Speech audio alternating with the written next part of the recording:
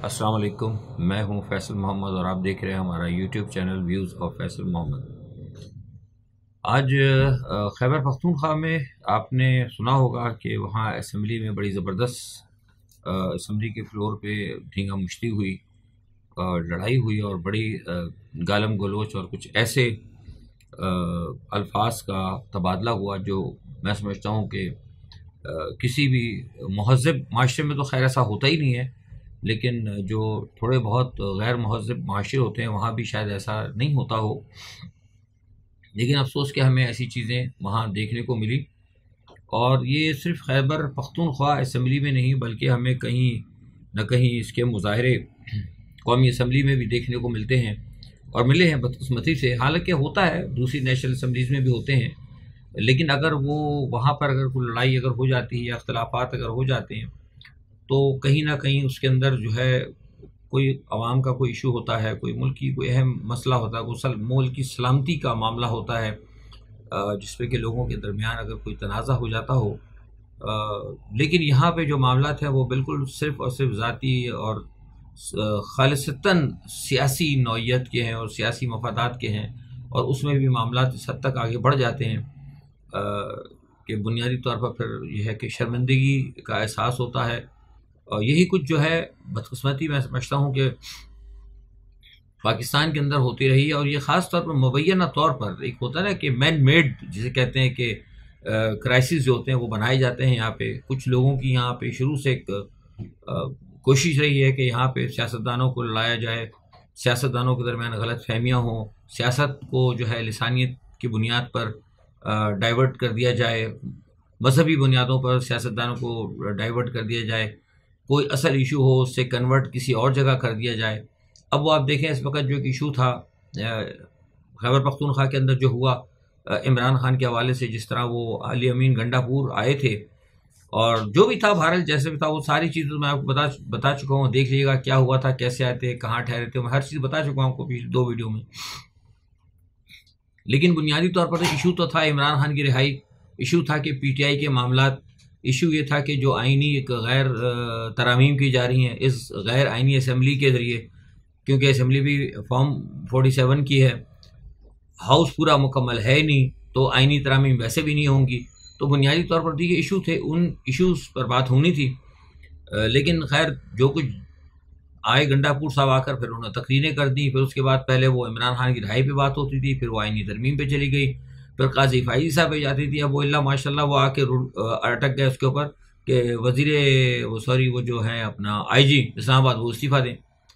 तो अजीब ही बात है, मतलब एक सूबे का चीफ मिनिस्टर हो और इस हद तक उसकी जो है वफाक के साथ एक टसलबाजी चल रही हो और नुक्ता जो है मुतालबा जो है वो आके एक आईजी के इस्तीफ़े के ऊपर रुक जाए।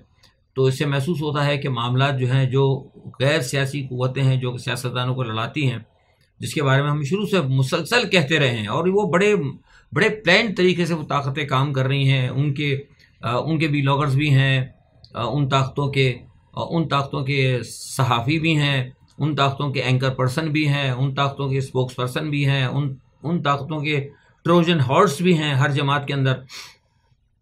वो भरपूर तरीके से मुतहर्रिक हैं। और आप देख लें कि इतना कुछ होने के बावजूद, इतना कुछ तहरीकें चली, इस्लामाबाद में इमरान खान ने कैपिटल को लॉक कर दिया, दुनिया ने देखा, सब कुछ हुआ, लेकिन स्टिल जो है कि Imran Khan still in the prison. ये तमाम बातें जो मैंने आपसे की है ना, इसके बाद लब्बे लुबाब अगर आप घुमा फिरा के आए ना, सारी बातें मेरी जो कभी मैंने 3-4 मिनट की जो आप बात की ना तकरीर, इसमें मजीद आप 10-15 चीज़ें और अपने पास से मिला लें, लेकिन सब कुछ जमा तफरीक करके जब आप आगे रिजल्ट निकालेंगे is equal to Imran is still in the prison. तो ये अगर पीटीआई का अगर ये मौक़िफ़ है कि अभी तक जो कोर इश्यूज़ हैं, जो असल इशू है कि उसके लीडर को आस्ते आस्ते, जिसे मैं बारहा कहता हूँ कि मैं तो शुरू से कह रहा हूँ कि जिसे मौत की जानिब बढ़ाया जा रहा है, कहते रहते हैं बहुत लोग, भाई लोग रोज़ाना जो है हमारे मिलियंस के हिसाब से जो देखने वाले, अच्छा कौम भी हमारी उन्हीं तजिए निगारों को पसंद करती जो इमरान खान को हर दूसरे दिन रहा कराते हैं। मिलियंस के अंदर हैं उनके व्यूअर्स और मिलियंस के अंदर उनकी तारीफ़ें हैं। और अगर कोई आदमी सही बात कर देता है, हक बात कर देता है, लोग पेट्रोलिंग शुरू कर देते हैं। तो बहुत सारी बातें तो हम छुपा लेते हैं, इसलिए पहले मैं कैद कर दिया करता था, अपने व्लॉग्स में भी कर देता था। और बहुत सारी चीज़ें हैं जो हमें पता होती हैं, हमें पता है, स्टिल पता, बहुत सारी चीज़ें हमें पता है कि पर्दे के पीछे बहुत कुछ हो रहा है। क्या कुछ हो रहा है, किस किस को इंगेज किया जा रहा है, किस किस के ज़रिए पैगाम रसानी हो रही है। लेकिन हम बात करते हैं तो फिर लोग ट्रोलिंग शुरू कर देते हैं।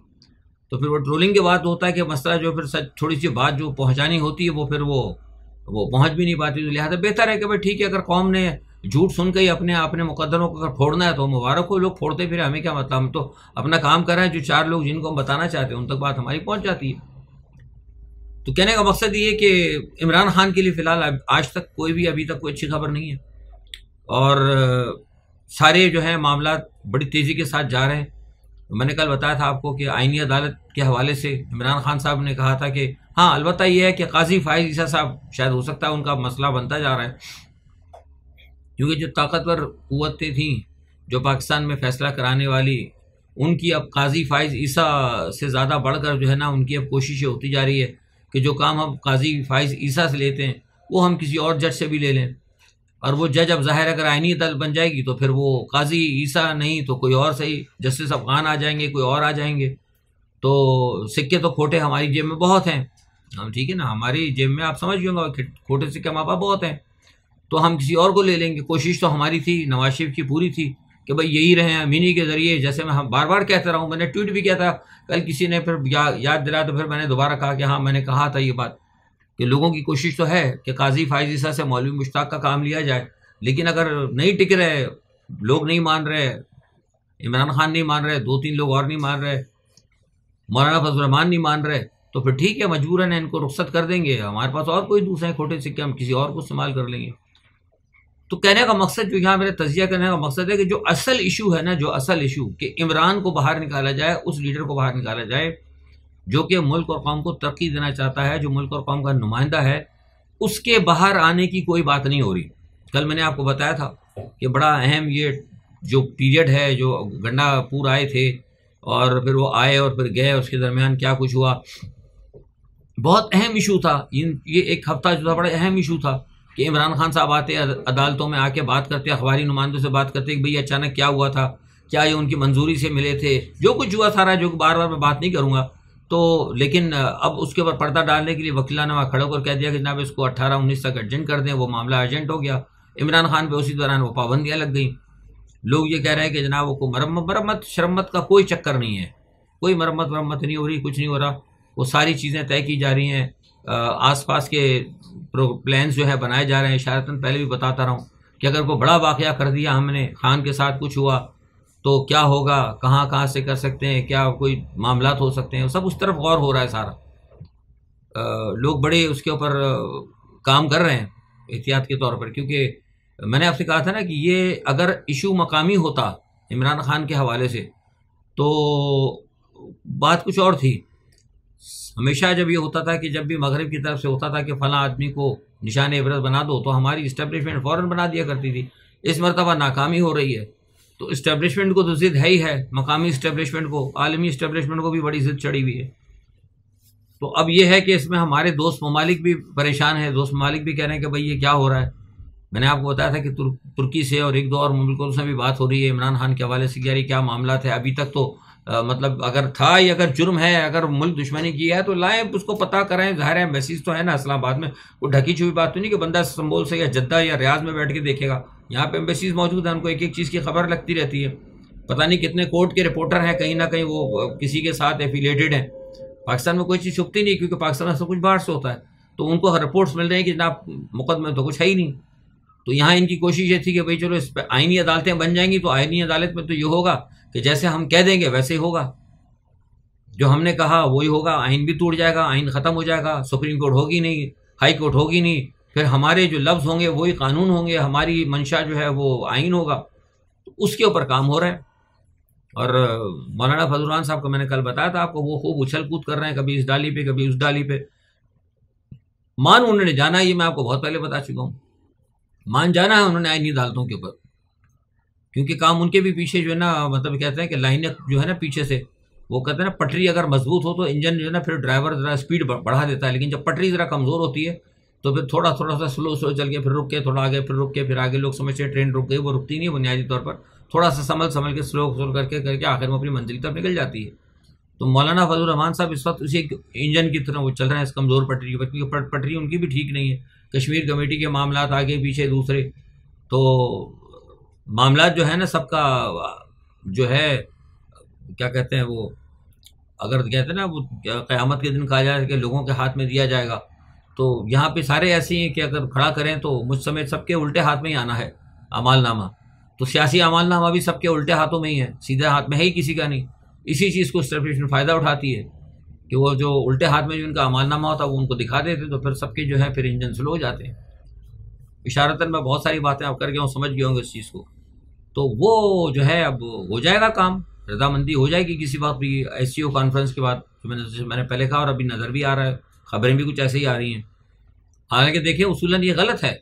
इस पर तो बुनियादी तौर पर मौलाना फजलुर रहमान को ये कहना ही नहीं चाहिए कि मुसव्विदा मुझे दिखाओ, मुसव्विदा इसको। भाई कौन सा मुसव्विदा, कैसा मुसव्विदा? मुसव्विदा तो है ही नहीं किसी के पास, और मुसव्विदा हो भी अगर मिसाल के तौर पे तो ये तो पार्लियामेंट से हो ही नहीं सकता। मैं बार बार कह रहा हूँ कि ये तो पार्लियामेंट मुकम्मल है ही नहीं, सेनेट के अंदर इसकी वो नहीं है, कई लोग नहीं है, KPK के अंदर नुमाइंदगी नहीं, कैसे ये आइन साजी कर रहे हैं खुलेआम।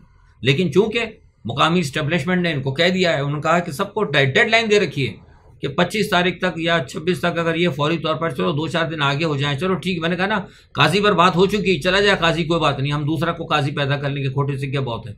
लेकिन ये काम आपने अक्टूबर यानी नवंबर से पहले पहले काम कराना है। अगर आप ये करा गए तो ठीक है, वरना फिर सब घर जाएंगे। ये बात मैं आपको हकीकत, ये बात तय हो चुकी है। तो लिहाजा अब ये है कि देखें क्या होता है। मामला तो कुछ अच्छे तो नहीं चल रहे, और आज वो मामला हुआ है क्या कहते हैं, दोबारा कौमी असम्बली के जो स्पीकर हैं उन्होंने दोबारा खत लिख दिया जनाब उनको, इलेक्शन कमीशन को, कि जनाब बाईपास करें और जल्दी से जल्द वो है ना जो हमें सीटें जो मिली हुई हैं वो हमें दे दें, सुप्रीम कोर्ट को जो ख़त्म करें, सुप्रीम कोर्ट के ऑर्डर को बाईपास करें। तो वो भी आप देख लें कि ये अपने तौर पर लगे हुए भरपूर कोशिश कर रहे हैं। तो कहीं से भी आप ये नहीं समझ सकते, या जो आपको कह रहा है कि जी वो PTI जीत गई और लिटा दिया और बिठा दिया और उठा दिया, कहीं ऐसा कोई चक्कर नहीं है, कोई चक्कर स्टिल अभी तक कुछ ऐसा नहीं है। दूसरी जानिब ये है कि मुल्क के हालात तो हैं ही हैं, पाकिस्तान के साथ जो है हालात वो भी आप देख रहे हैं, अंदरूनी हालात ख़राब होते जा रहे हैं। बलूचिस्तान के अंदर भी सूरत हाल ख़राब हो रही है। कराची में आपने देखा जो कुछ सूरत हाल हुआ, इस वक्त KPK के अंदर हालात अभी भी इमरान खान से हटकर बहुत सारे मामला ख़राब है।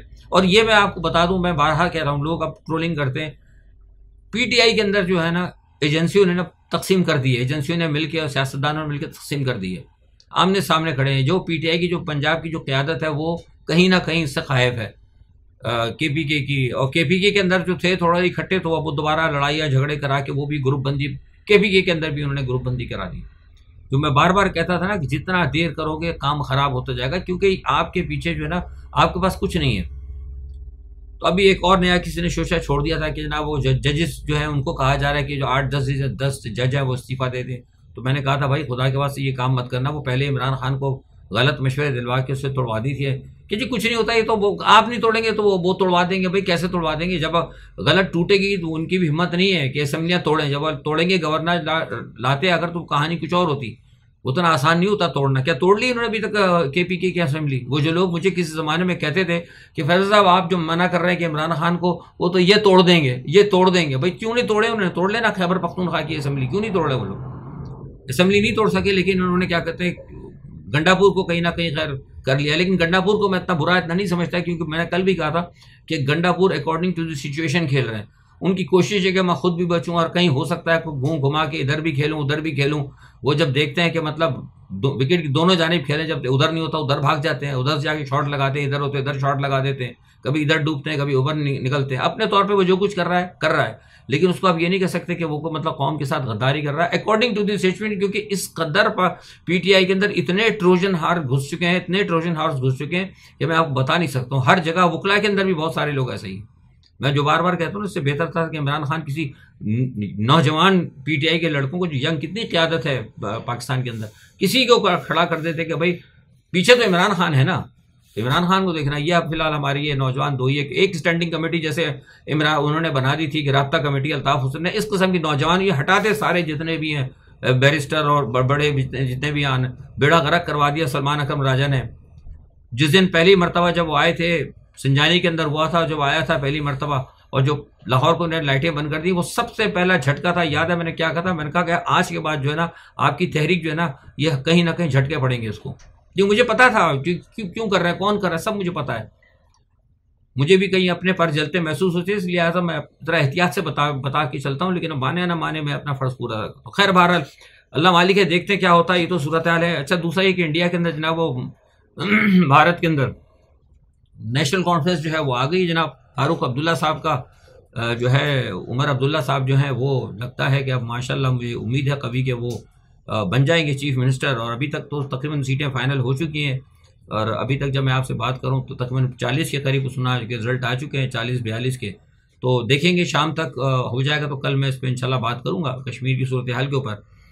लेकिन यह है कि बीजेपी को बड़ा ज़बरदस्त झटका लगा। बीजेपी ने जिस तरीके से अपनी बड़ी सेटिंग वेटिंग की थी, मुफ्ती महबूबा को लॉन्च किया, फिर इसको किया, फिर उनको छोड़ा, इनको छोड़ा, और बड़ी बातें हो रही थी कल तक कि बीजेपी यहाँ पे जो है, लेकिन ऐसा कुछ हुआ नहीं। बल्कि आम आदमी पार्टी को भी बहुत हुआ है कि उनको भी सीट सुना मिल गई है। मैं कामयाबी समझता हूँ भारत। अच्छा, ये तो सूरत हाल है, इस पर कल बात करेंगे। दूसरी एक छोटी सी बात है कि इसराइल के हवाले से मैंने आपको बताया था कि इसराइल जो है ना वो करने के लिए तैयार है बिल्कुल, लेकिन मैंने आपको बात 3 दिन पहले मैंने खबर ये ब्रेक की थी, मेरे पास इत्तलात थी, अब तो सारी बैन अवी सतह पर आ गई। मैंने इंटरनेशनल प्रेस में भी कहा था कि ईरान जो है वो मतलब न्यूक्लियर ताकत बन चुका है गैर एलानिया तौर पर, और ये हम बहुत पहले से कहते रहे, हमें पता था सारी इसकी सारी डिटेल। तो अब वो ईरान का जब कंफर्म हो गया है, इनको भी, अमेरिका को और वेस्ट को भी हो गया है, सब परेशान है इस वक्त। सेंटकॉम की तरह कल मैं बताया था कि सेंटकॉम में, पेंटागन में गड़बड़ बड़ी मची हुई कि ये क्या हो गया अचानक।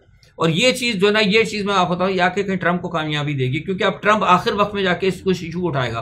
क्योंकि ये आपको खबर नहीं, मैं अंदर की आपको खबर दे रहा हूँ। मैं अमेरिका में इस वक्त जो है ना, इसराइली लॉबी वो अमेरिका से पूछ रही है, बाइडेन से पूछ रही है, ये हो कैसे गया, वो किधर गई तुम्हारी IAE, और तुम्हारी किधर गई तुम्हारी CIA, किधर गया तुम्हारा सेंटकॉम, यहाँ सेंटकॉम देखते ना, किधर गया तुम्हारा पेंटागन, किधर गई तुम्हारे फलां, तुम्हारी वो जितने भी थे तीतर और पीतर और जितने बड़े बड़े थे शिखरे, वो किधर गए, उनको पता ही नहीं लगा कि ईरान ने कब सेंट्रीफ्यूज बनाया, और सेंट्रीफ्यूज बना के उसने जनाब धड़ल्ला कर दिया। तो इस वजह से जो है ना वो अमेरिका के ऊपर भी दबाव, अमेरिका इस वक्त सख्त बराह रास्त दबाव के अंदर, इसीलिए जो है ईरान जो है इस वक्त डोमिनेटिंग पोजीशन में आ गया। ईरान ने कल क्या जबरदस्त बयान दिया है, बहुत सॉरी आज सुबह ही दिया है। उन्होंने कहा कि अगर हम पे हुआ तो हम जितने भी ना अमेरिका के अड्डे उधर का, कतर के में हो, सऊदी अरब में हो, इधर हो उधर हो, जहां हम सबके ऊपर हमला कर देंगे। देखिए, हालांकि अभी वो गैर एलानिया तौर पर न्यूक्लियर वो सलाहियत उसने हासिल की है, उसने डट के अमेरिका को कह दिया है, और पाकिस्तान शर्म और डूब मरने का मकाम है। हमारी जो भी कोई भी ताकतवर हो या पता नहीं कमजोर कौन से हल्के हैं, पता नहीं नीले पीले हल्के, उन्होंने आज तक कभी भी अपने न्यूक्लियर का नाम लेके किसी को धमकी नहीं दी, आज तक किसी गैर मुस्लिम को धमकी नहीं दी। भारत को दे दी डरते डरते, उनको पता है कि भारत तो जंग हमारी होनी नहीं है, लेकिन मुसलमानों पर इतना जुल्म होता रहा। एक दफा यहाँ किसी से नहीं किसी के मुंह से निकला कि जनाब हमारे पास भी ऐसी चीज है, वो नसर पसर असर जो है ना, हमारे जो असर के टाइम पे चलते हैं और खत्म हो जाते हैं, कि हम भेज देंगे उनको वहां पर, सुनाने के लिए कहते थे, नहीं कभी किसी ने कहा। लेकिन उन्होंने अभी किया है, 3 दिन पहले गैर एलानिया तौर पर उन्होंने कह दिया होशियार हो जाओ, तुम्हारी मैसी तैसी फेर के रख देंगे। ये होता है जज्बा, जो जज्बा पाकिस्तान के मुसलमानों के पास नहीं है बिल्कुल। सही कह रहा है डॉक्टर जाकिर नाइक को, मैंने अभी सुना जिस तरीके से वो पाकिस्तान के बारे में बातें कर रहा है ना, वो कह रहा है कि पता नहीं मैं कहां पर आ गया। हालांकि हिंदुस्तान में उसके वारंट निकले हुए हैं, उसको मोस्ट वांटेड कहा गया, लेकिन वो खड़े होकर फिर भी अपने मुल्क की तारीफ कर रहा है, क्योंकि इस मुसलमान रियासत से कहना वो हिंदू रियासत बहुत अच्छी है, वहां पे यहाँ एक इस्लाम। वो तो सोच, पता है क्या सोच क्या था, उनके को करीबी है, उनसे मेरी कुछ हुआ था, कुछ थोड़ी सी चैट हुई, तो उन्होंने कहा था कि डॉक्टर साहब समझ रहे थे मैं इस्लाम के किले में आ रहा हूं। तो वो उनका कहना था कि वो डॉक्टर साहब ने रात को कहीं बैठ के कहा कि मैं इस्लाम के किले में नहीं आया, इस्लाम के जंदान में आ गया हूं। अंदाजा लगाइए, ये जब सूरत हाल होगी तो फिर हम क्या कह सकते हैं। बहरहाल कहने की बात ही एक इनलाइटर मोड में आ गई। ये है कि ये अब देखते हैं क्या होगा। मुझे लगता है कि इस सूरत हाल के बाद ईरान के ऊपर न्यूक्लियर हमला, तो शायद ईरान के न्यूक्लियर साइट्स के ऊपर इसराइल हमला नहीं करेगा। मैंने आज ट्वीट भी किया है, जो मेरे पास से तलात है वो हो सकता है कि ईरान के जो हैवी इंफ्रास्ट्रक्चर है उनको निशाना बनाए। उसके अंदर ऑयल के कुएं हो सकते हैं, ऑयल रिजर्वर्स हो सकते हैं, उनका बड़ा इंफ्रास्ट्रक्चर है, उनका क्या कहते हैं वो ज़राए आमदोरफ्त के जो हैं वो है, हो सकते हैं मवासलात हो सकता है, उनको वो ज़बरदस्त तरह से हिट करेगा, लेकिन न्यूक्लियर नहीं होगा, ये मैं आपको पहले बता दूं। तब न्यूक्लियर की कहानी कम अज कम जो है डिटर्जेंट ऐसा आ गया ईरान के पास कि मुझे नहीं लगता कि ईरान के ऊपर कोई न्यूक्लियर हमला करे। ये बहुत बड़ी कामयाबी उसकी हो गई है। लेकिन यह है कि इसका एक असर यह भी होगा कि इलाके खित्ते के अंदर जो है ना, ये एक दौड़ शुरू हो जाएगी आपकी न्यूक्लियर की। अब मैं आपको एक खबर इसी मैं हमेशा दे देता हूं, आज फिर इसी चैनल से आपको एक बड़ी खबर दे रहा हूं कि अब तुर्की ने ना कदम रख दिया है। तुर्किया भी जो है अब जो है जा रहा है, और बाद में सऊदी अरब भी आएगा, क्योंकि अब ईरान हो गया तो सऊदी अरब और तुर्किया जरूर आएंगे। ठीक है, हम तो कहते हैं अच्छी बात है, और हो जाए बहुत अच्छी बात है। मुसलमान मुल्कों को भी होना चाहिए, क्यों सिर्फ गैर मुस्लिम, अगर डिफेंस की ऐसे होती तो ठीक है, मुसलमान मुल्कों को भी होना चाहिए, और दूसरे मुल्क जो हैं पाकिस्तान समेत दूसरे मुल्कों की इसकी हौसला अफजाई करनी चाहिए। और अगर ईरान ने अगर ये कुछ किया है तो उसका जिम्मेदार भी मैं अमेरिका को ही समझता हूँ। अगर अमेरिका जंगबंदी करा देता तो ईरान जो छुपा के रखा था ना, वो छुपा के रखता, इसका तजुर्बा नहीं करता। आज के लिए इतना ही, अपना बहुत ख्याल रखिएगा, अल्लाह हाफिज़।